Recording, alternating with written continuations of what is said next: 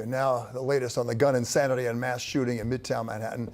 Today we are learning more about the gunman, Shane Tamura, and that he left a second note, this one in his home in Las Vegas, a note to his parents. That first note, of course, he carried with him to 345 Park Avenue in Manhattan, a note where he claimed to have brain injury from playing high school football years ago.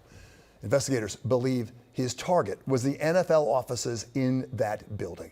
Tamura killing New York cop Didaro Islam, security guard Alan Etienne, Blackstone executive Wesley Lepotner, and Julia Hyman. 4 New Yorkers from different places, but part of the New York melting pot. Funeral services for Hyman held this morning at Central Synagogue in Midtown.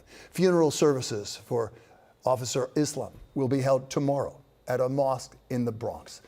We have 2 reports tonight. Josh Einiger on the impact of the shooting on the race for mayor. We're going to begin with NJ Burkett in Midtown with the latest on the investigation. Newt?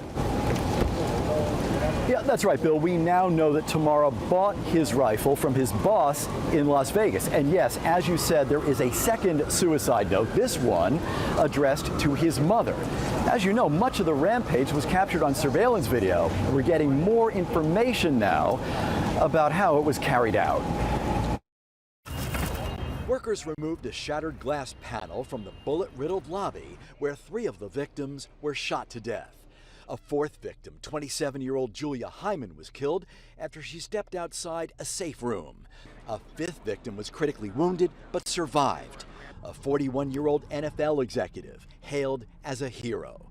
On Eyewitness News mornings at 10, Deputy Mayor Kaz Daughtry said the man crawled out of the lobby and used his cell phone to warn his co-workers. He didn't call 911. He called his friends to tell him upstairs what was happening.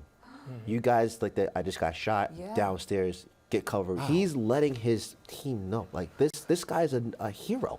As Shane Tamura blasted his way in, there was time to barricade offices and conference rooms. But it was a close call for an office cleaner on the 33rd floor. She hears the shots. He sees her.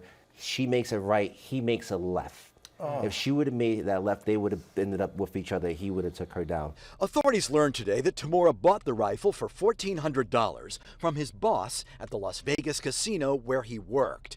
At his apartment, they recovered 100 rounds of ammunition and a note to his mother that reads, quote, "When I look into you and Dad's eyes, all I see is disappointment.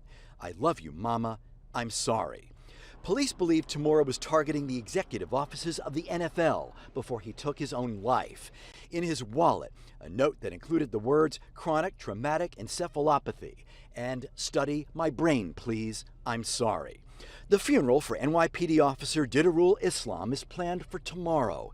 Mayor Adams, Commissioner Tisch, and Governor Kathy Hochul joined the officer's colleagues at the 47th Precinct in the Bronx this morning, where they paid tribute at roll call. The office tower remained sealed off. Friends and co-workers paid their respects throughout the day, many placing flowers. Al Hodge is a food service worker who knew all of them.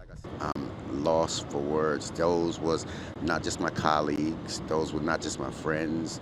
I considered them all family. Well, Tamura's former boss is said to be cooperating with investigators. How much he knew of Tamura's intentions, if anything, still not clear tonight. Live tonight in Midtown, NJ Burkett, Channel 7, Eyewitness News.